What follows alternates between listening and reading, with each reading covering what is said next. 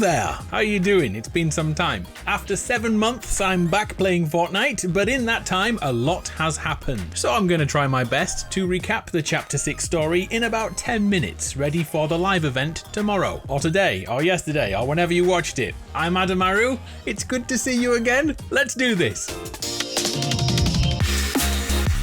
Like the majority of Fortnite's story, we have to go back in time to get our bearings. The narrative begins with the destruction of the 0 point, when Fortnite's nexus of power that links together all realities and dimensions was set free by Agent Jones. He broke the loop with a little help from friends, enemies, and time travel to mark the end of the Fortnite saga. It wasn't until Chapter 6 when the 0 point returned. The Hunters season once again followed Jones with his new best friend Hope, leaping through the fabric of reality. Why are they doing this, you may ask? Well, Hope is an oracle and sees visions through her paintings, and someone had the great idea to point a rift beacon at her artwork, creating a fever dream of a live event leading to a brand new reality. Chapter 6 saw us come to Oninoshima, and immediately our presence awoke a dormant magic in this world. It quickly became apparent this was due to a shard of the 0 point falling through the rift portal behind us. This is but one small segment of the Nexus Orb, yet it holds enough energy in one single shockwave to activate ancient portal gates to another realm, the Spirit Realm, and demons waste no time coming through. The key characters in Chapter 6 all belong to the same family, Jade and her two brothers Daigo and Kendo, who are the descendants of famous artisans who crafted masks of power, like those seen on the Fox clan. Masks weaved with magic from both Oninoshima and its spirit realm. We are told of a history where those magical masks were outlawed. They were deemed too dangerous, and Jade, Daigo and Kendo's family swore to never imbue their masks with spirit magic ever again.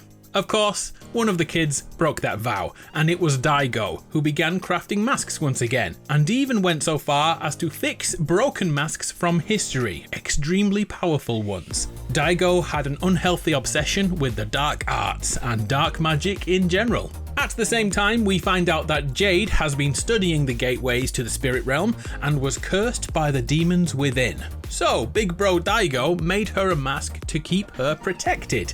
But that mask was weaved with demonic powers, causing the spirit realm to drag Jade to the other side, imprisoning her. On the plus side, she confirmed the 0 point shard is indeed in there in the possession of the demons. But there's no way to get Jade or the shard out of there safely.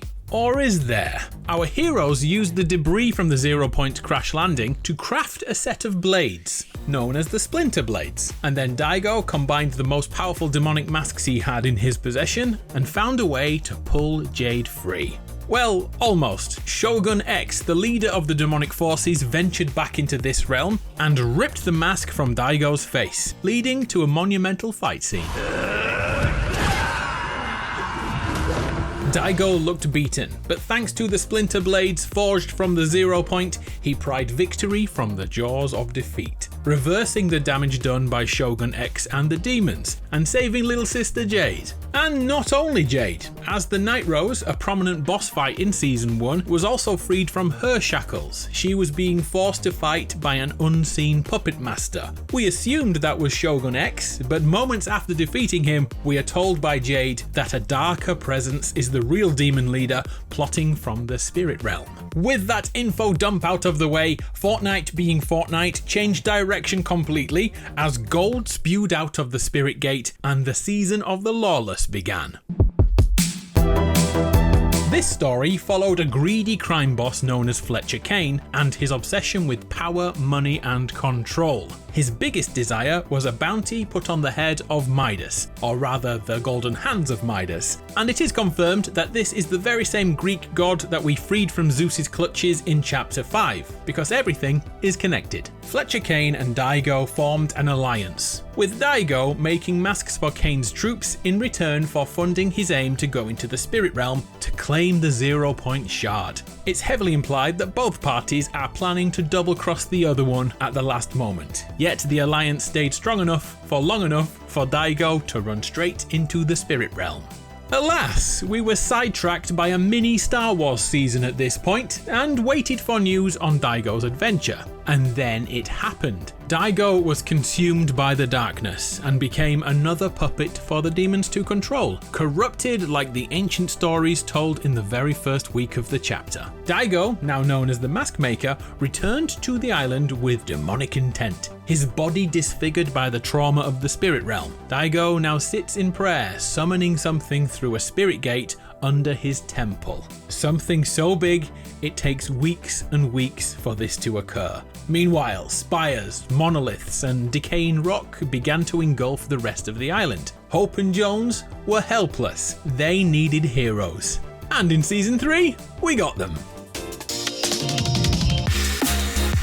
In the last few moments of the Star Wars event, something important happened. As once we exploded the Death Star, a piece of debris struck the Spirit Gate, causing a massive explosion. This was seen by Superman, probably out promoting his new movie around the galaxy. Anyway, he's here, and Superman did what Superman does. He saved people, catching an out-of-control battle bus at the very same moment a reality wave hit. Something changed for everyone on board, as they were all given superpowers. And that was the focus of the season. We built a squad of reluctant heroes to mold into greatness. Hope did some fast thinking and created the Supernova Academy, a place to train those gifted students and prepare them for an impending war. Each of them mastered their abilities, but one did not trust Hope and Jones at all, and went on a Batman-level detective hunt for the truth, revealing another bombshell. Midas, the same guy hunted by Fletcher Kane a season earlier, was the one who funded the Supernova Academy. And there's more. Hope and Midas had agreed to find the 0 Point shard together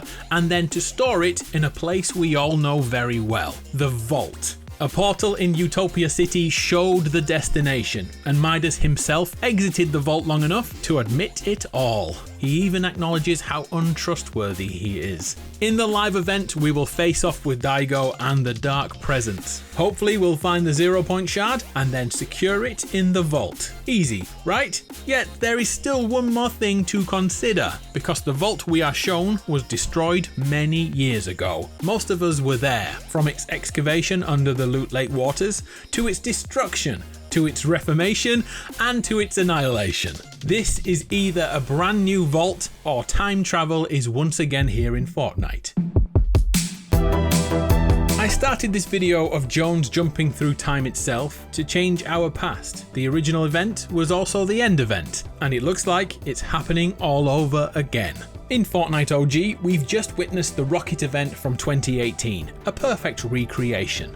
But something changed. During the launch setup, a rift butterfly entangled itself with the event, and this one was a red butterfly, which resulted in the crack across the dome becoming red. 7 years ago when this happened, items from in Fortnite would appear in other realities, like the Durburger in the desert in our own world. This time, those red rifts are changing which reality those items go to. For example, the Tomato Town head has vanished from Fortnite OG and has appeared in Oninoshima, a place 7 years in the future. Whatever is happening right now will take Fortnite into a new era of storytelling, and I'm down for that ride. Let's meet up again after the live event. The Kraken is coming. I'm Adam, you're awesome, it's been a pleasure, I'll see you next time.